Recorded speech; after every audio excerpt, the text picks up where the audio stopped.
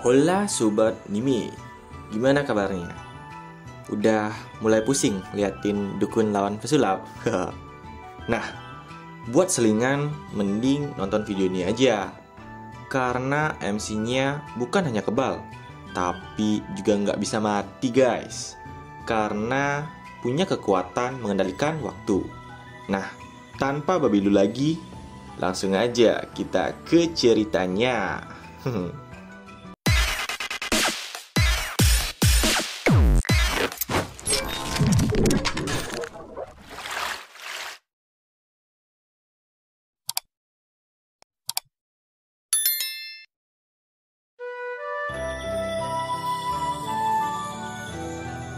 Berlanjut dari chapter sebelumnya, Psalm pun sangat terkejut dengan tugas yang diberikan oleh Luli. Membunuh seseorang? Tanya Psalm dengan ekspresi yang ketakutan. Kau tidak perlu khawatir, aku akan pergi bersamamu kali ini, kata Luli. Psalm nampak sangat takut.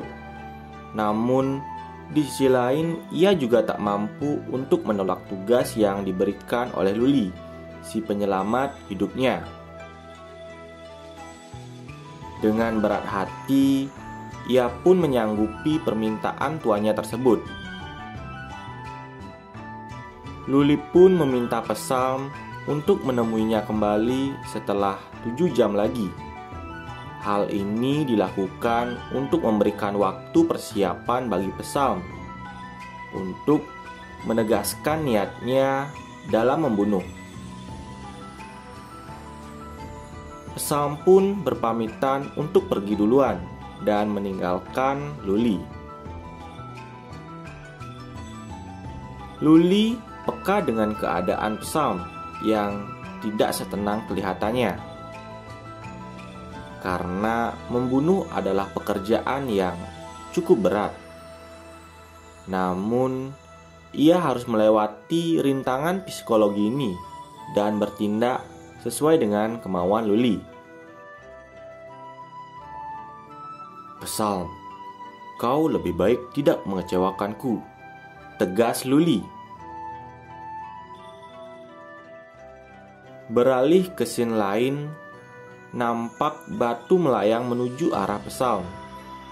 Dengan sigap, ia pun menangkap batu tersebut. Ternyata itu dilemparkan oleh si instruktur yang kekar itu guys. Ingin mulai ronde lain? Tanya instruktur tersebut. Wah, ini ronde apaan ya maksudnya? Tenang. Ini cuman ronde gelut aja maksudnya guys. Nah, dengan tajam ia pun menatap instruktur dan meminta izin untuk meninggalkannya. Instruktur nampak menyadari perubahan dari ekspresi tersebut. Ia berharap Psalm masih mempertahankan hatinya. Wah, Psalm udah mulai serius nih guys. Psalm pun mandi dan membersihkan sekujur tubuhnya yang kotor dan bau. Dalam hati, ia terlibat perdebatan psikologis yang semu. Dalam hati, ia berkata, Psalm, kau seharusnya sudah siap. Semua pelatihan ini, bukankah itu semua untuk hari ini? Aku bisa tetap hidup sehat. Ini semua berkat kemurahan hati Tuhan. Aku adalah pedang di tangannya. Kemanapun dia menunjuk aku membunuh, jalanku di sana. Ini tugasku dan alasanku untuk hidup. Gumam Psalm. Kemudian ia bergegas menuju kamarnya dan mengambil tas peralatannya. Ia mengambil sebuah belati yang cukup tajam. Belati ini seharusnya cukup, ujar Psalm. Wih, ngeri banget nih. Pesam udah mirip psikopat anjir. Ia telah terlatih secara mental maupun perasaan. Ia sanggup melakukan hal ini. Pasti dia sanggup. Tepat jam 7 malam, Pesam pun tiba di tempat yang telah dijanjikan. Nampak Luli telah menunggunya dengan ekspresi yang cukup badass. Pesam terlihat sangat siap dan cukup tegas. Beda sekali dengan Pesam yang terdahulu. Suasana hatimu terlihat lebih baik sekarang, kata Luli. Ya Tuan, aku merasa sangat hebat, tegas Pesam. Malam ini adalah malam pembuktian hasil pelatihan yang telah dilakukan Pesam selama beberapa waktu ini. Sebelum Pesam memulai aksinya, ia dan Luli sempat ngopi bersama di sebuah kafe. Luli menjelaskan bahwa ini akan menjadi misi pertamanya, dan untuk itu juga Luli akan meningkatkan waktu Pesam menjadi 100 kali lipat, sehingga kamera pengawas atau penjaga yang dimiliki oleh Zhou Hanyang tidak akan dapat menghentikannya. Biarkan ku mengingatkanmu lagi. Di antara banyak pegawai yang Zhou Hanyang punya, 2 dari mereka telah mengikuti mereka sejak mereka hanya berandalan jalanan. Mereka merupakan pengawal yang paling terpercaya, kata Luli. Tanpa perlu berpanjang lebar lagi menjelaskan, Pesam sudah mengerti kalau target incaran yang harus ia tuntaskan terlebih dahulu adalah 2 orang tersebut. Mansion milik Zhou Hanyang terletak 2 jalan dari sini. Temui aku di sini setelah kau menyelesaikan misinya, kata Luli ketika hendak melepas Pesam untuk memulai misinya.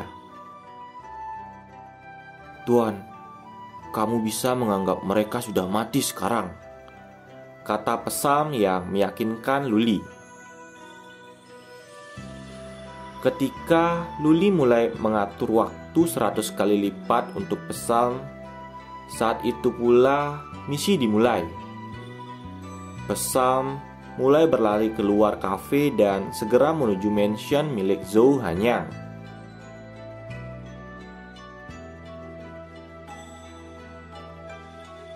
Luli yang masih berada di luar setelah mengantar kepergian Pesam mendongak ke atas melihat bulan purnama sambil berkata, bulannya terlihat indah malam ini. Zhou Hanyang, sayang sekali kau takkan bisa melihatnya. Anjay, keren banget gak tuh? Di kediaman Zhou Hanyang terlihat 2 penjaga yang asik mengobrol sambil ngudut guys. Awalnya pembicaraan mereka terlihat aman-aman saja, sampai akhirnya mereka merasa ada sesuatu yang sangat cepat masuk ke dalam halaman rumah Zhou. Penjaga 1 bertanya, "Ada apa?" Penjaga 2 bertanya balik, "Tidak ada, sepertinya hanya angin, tapi itu terasa aneh." Melihat rekannya nampak panik, penjaga 1 pun mencoba menenangkan. "Jangan khawatir, masih ada anjing yang sangat terlatih di halaman. Hidungnya jauh lebih baik darimu." Penjaga 1 itu terus melebih-lebihkan anjing tersebut, tanpa tahu ternyata anjing yang ia maksud sudah dibunuh dengan cepatnya oleh Pesam. Gila, si Pesam kayaknya lebih cepat dari Flash tuh. Atau mungkin Flash dapat bantuan dari Luli ya. makanya bisa gerak cepat banget. Setelah anjing itu, target berikutnya pun terdeteksi. Mereka adalah dua orang kepercayaan Zhou yang tengah berbagi rokok di ruang tengah. "Saudara Zhang, rokoknya masih ada. Bisa kau beri aku 1 bungkus?" Walaupun hanya memiliki setengah bungkus rokok tersisa, orang itu tetap memberikan sisanya dengan cara dilempar.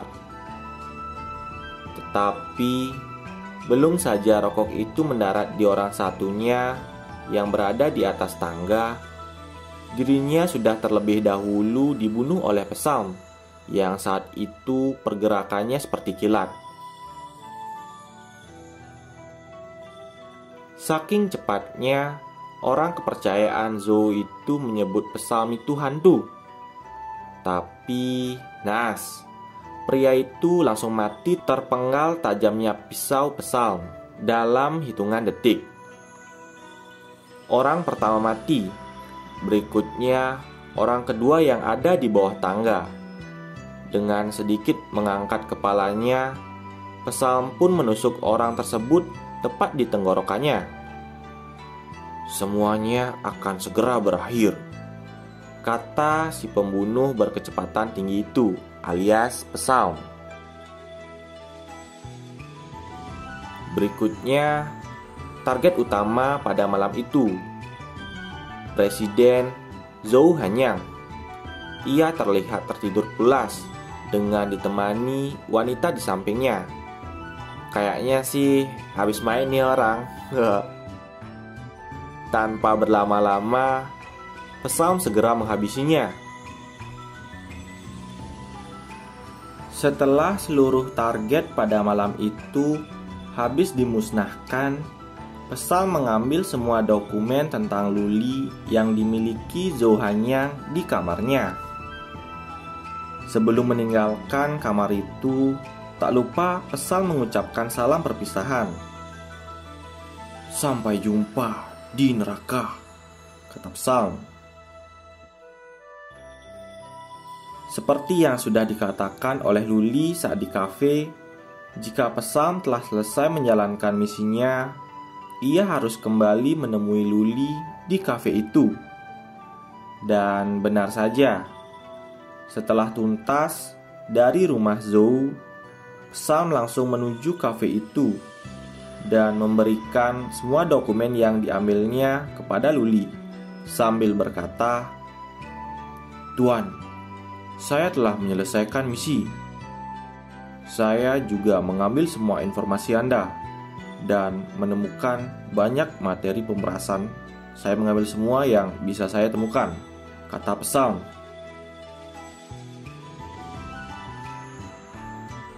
"Kerja bagus, Psalm," kata Luli. Akhirnya, semua dokumen yang hendak digunakan Zhou Hanyang untuk melacak Luli sudah diamankan.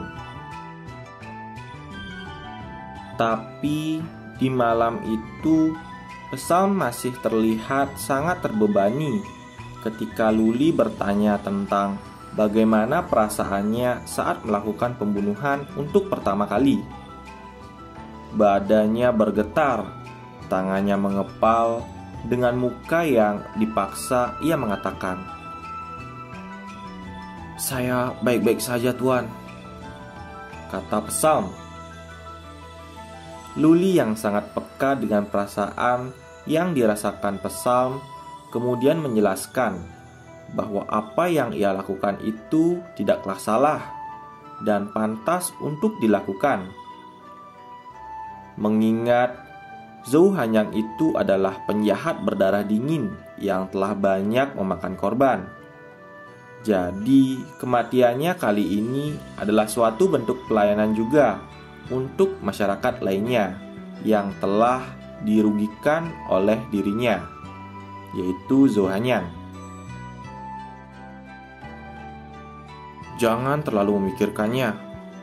Pulanglah dan istirahatlah sekarang," ucap Luli menyudahi percakapan pada malam itu. Aku akan memberimu hadiah yang sesuai. Tambah Luli untuk membuat Psalm merasa senang. Setelah mendengar semua penjelasan tuannya, kini Psalm mengerti dan berusaha melupakan apa yang telah terjadi. Kemudian mulai beranjak pulang meninggalkan kafe tersebut.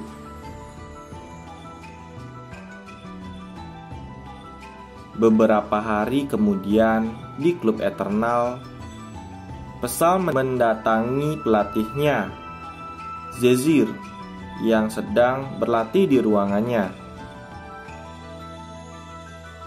Kali ini, Psalm terlihat sangat percaya diri untuk menantang instrukturnya tersebut dalam pertarungan 1 lawan 1.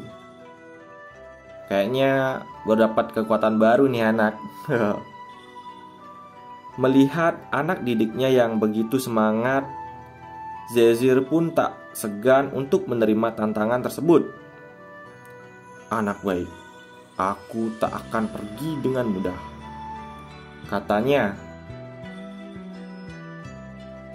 Tepat setelah Zezir selesai berbicara, tendangan super cepat dari Psalm pun datang melesat mengenai wajahnya. Tentu saja, melihat kekuatan itu, Zezir pun heran.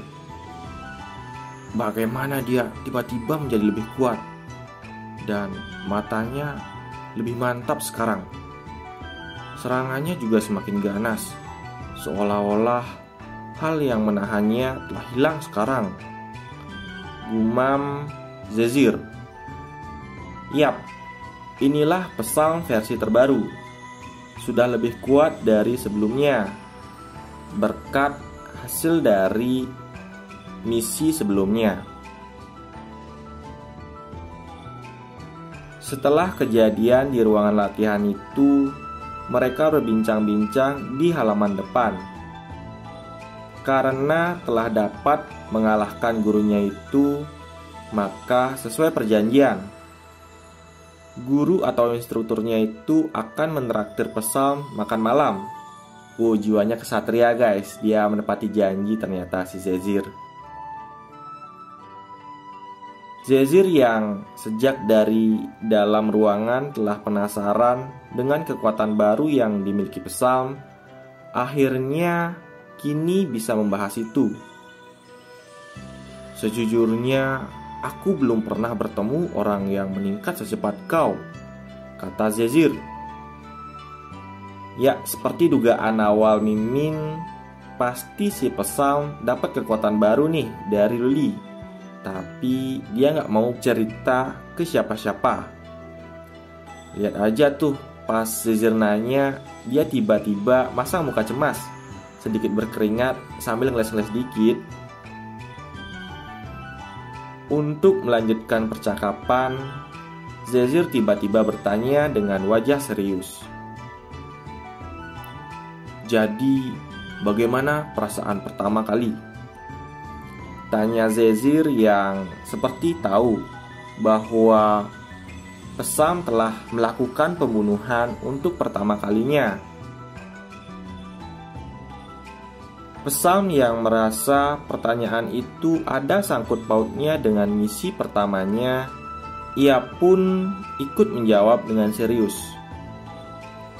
Saudara Zezir, ada sesuatu yang lebih baik tidak ditanyakan, ucap Psalm. Padahal yang dimaksud Zezir itu adalah gimana perasaannya di waktu ngalahin instrukturnya untuk pertama kalinya. Si Psalm kayaknya masih terngiang-ngiang nih sama pertanyaan Luli sebelumnya.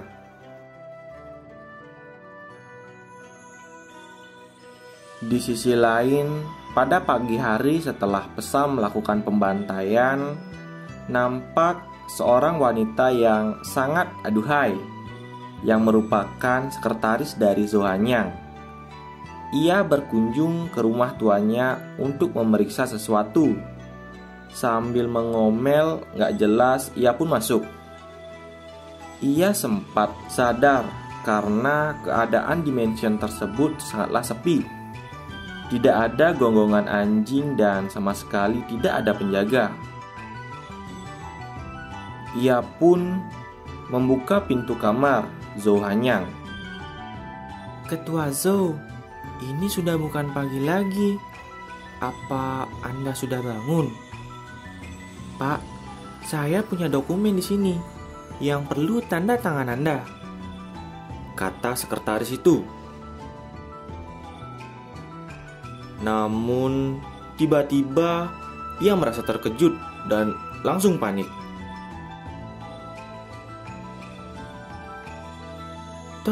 Tolong. Ya, ia melihat tuannya telah meninggal ya guys, dengan sangat mengenaskan. Beberapa saat kemudian, para polisi dan detektif pun telah berada di TKP. Mereka berasumsi bahwa pembunuh merupakan orang yang sangat profesional. Padahal sih itu kan Psalm ya, yang mana itu pembantian pertamanya. Tapi yang paling membuat mereka terkejut adalah semuanya terbunuh di waktu yang relatif sama.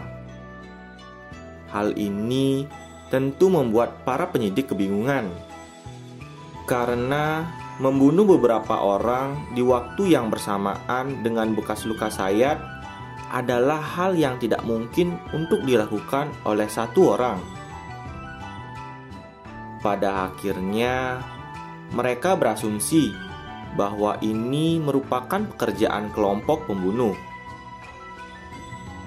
Kelihatannya masalah ini di luar kendali kita sekarang, ungkap penyidik tersebut.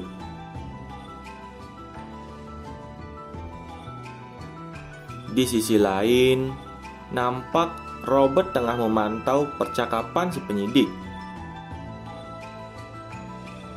Rekaman kamera pengintai yang merekam penuh kejadian tersebut telah diambil oleh keluarga Zhou. Entahlah mau dibuat apa. Kemudian Robert nampak sangat panik. Namun MC kita ini terlihat tetap tenang guys. Ia berkata, "Tenang saja, Zhou Hanyang sering melakukan kejahatan keji terhadap orang lain. Orang yang ingin membalas dendam padanya pasti tidak sedikit. Dan kita juga tidak sendirian." Robert pun segera bertindak dan mengatakan, "Aku akan menghubungkan ke ponsel mereka sekarang," katanya. Scene kemudian beralih ke keluarga Rong yang tengah mengadakan sebuah rapat pertemuan yang cukup penting. Mereka berdiskusi tentang insiden yang hangat baru-baru ini, yakni pembunuhan terhadap Zhou Hanyang. Mereka tengah memikirkan tentang kemungkinan bahwa Luli terlibat dalam insiden pembunuhan itu, karena ia sempat berselisih dengan Zhou Manzi, yakni wanita Zhou Hanyang, di acara pernikahan anak keluarga Song pada chapter sebelumnya. Apa yang mereka pikirkan sangatlah sesuai dengan kejadian yang sebenarnya. Oleh karenanya, untuk membantu Tuan Lu dan juga meskipun ada tujuan lain, yakni untuk mempertahankan eksistensi dari keluarga Rong selama mungkin, maksudnya kepentingan kelompok ya guys, mereka pun berniat dan bersedia untuk menghapus jejak rekam Luli dari data yang telah tersebar secara luas di publik. Informasinya di era ini, kita harus membantu melindunginya, tegas tetua Rong. Atau dengan kata lain bisa dibilang lindungi untuk dilindungi.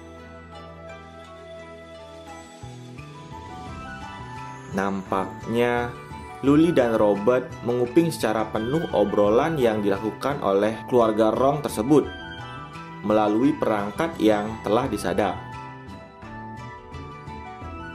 Apa kau melihat itu? Bahkan jika aku tidak melakukan apa-apa demi kepentingan mereka sendiri, mereka akan membantuku menemukan semua kemungkinan kebocoran informasiku, tegas Luli kepada Robert. Yang harus kita lakukan adalah duduk dan menuai keuntungan, lanjutnya dengan senyum liciknya itu. Anjay, keren banget dah. BTW, kalau kalian dikasih kekuatan Luli nih, kira-kira mau dibuat apa ya?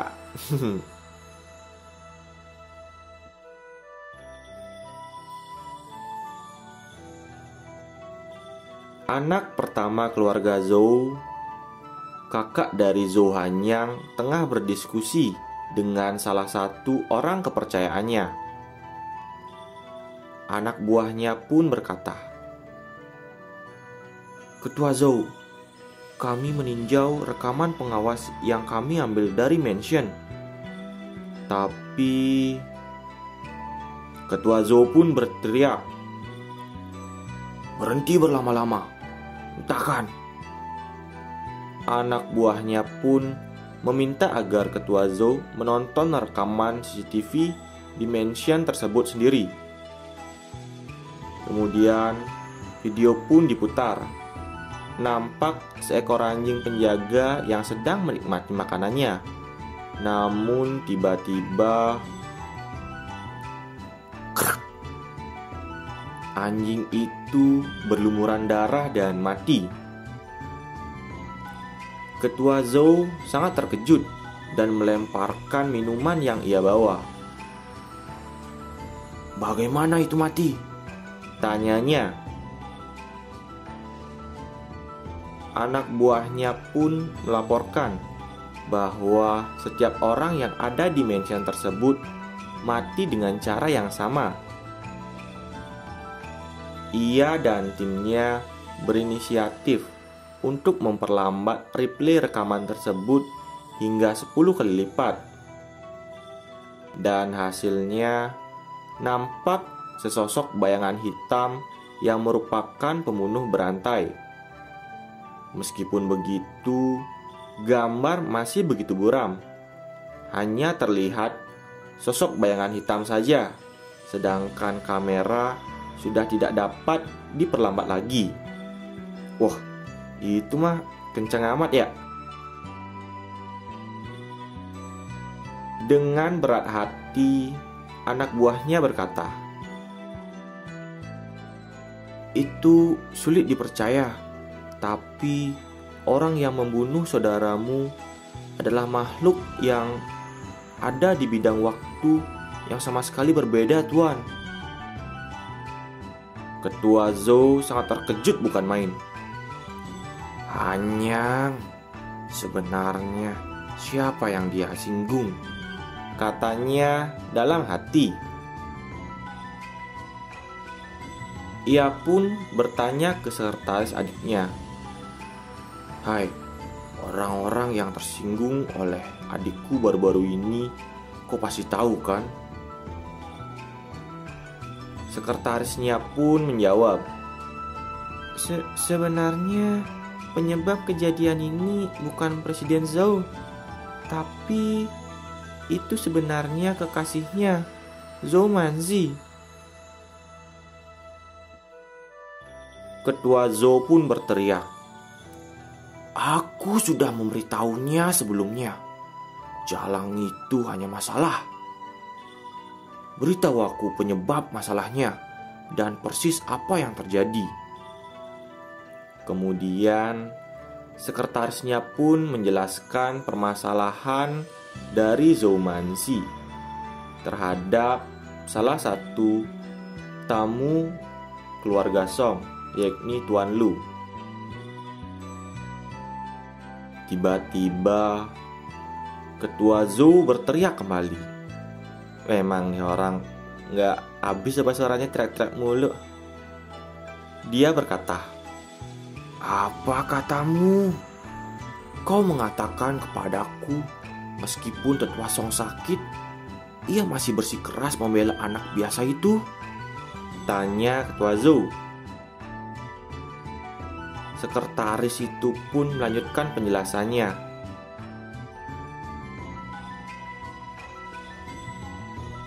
Ketua Zhou terus menggali lebih jauh tentang masalah yang menimpa adiknya tersebut.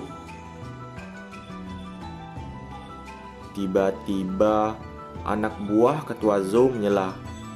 "Ketua, saya melakukan beberapa penelitian.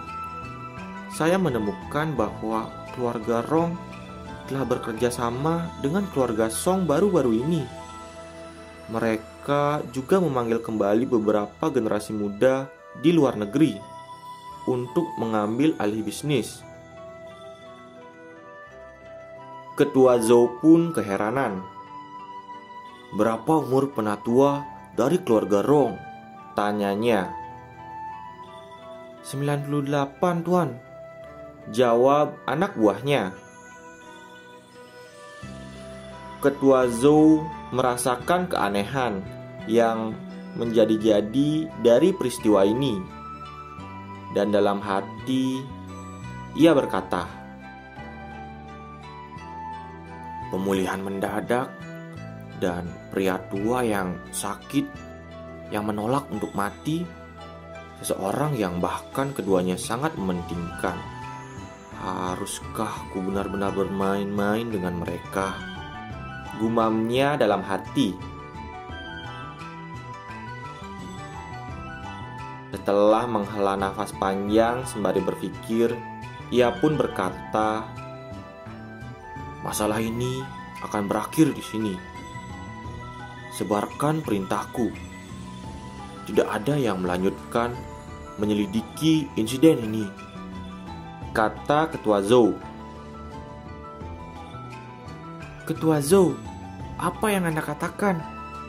tanya sekretarisnya. Ia pun memberi penjelasan. "Lebih jauh lagi, aku tak ingin sepatah kata pun dari apa yang terjadi hari ini meninggalkan ruangan ini. Jika tidak, kalian tidak akan diampuni," ancam Ketua Zhou. Layaknya seekor hewan, nampaknya Ketua Zhou tahu nih bahwa bahaya apa yang akan mengancamnya jika dia ikut andil dalam kasus ini.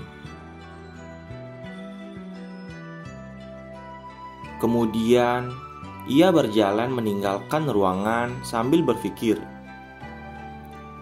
"Seseorang yang membuat bahkan dua keluarga besar itu bergerak. Dia bukan orang yang bisa diajak main-main oleh keluargaku saat ini.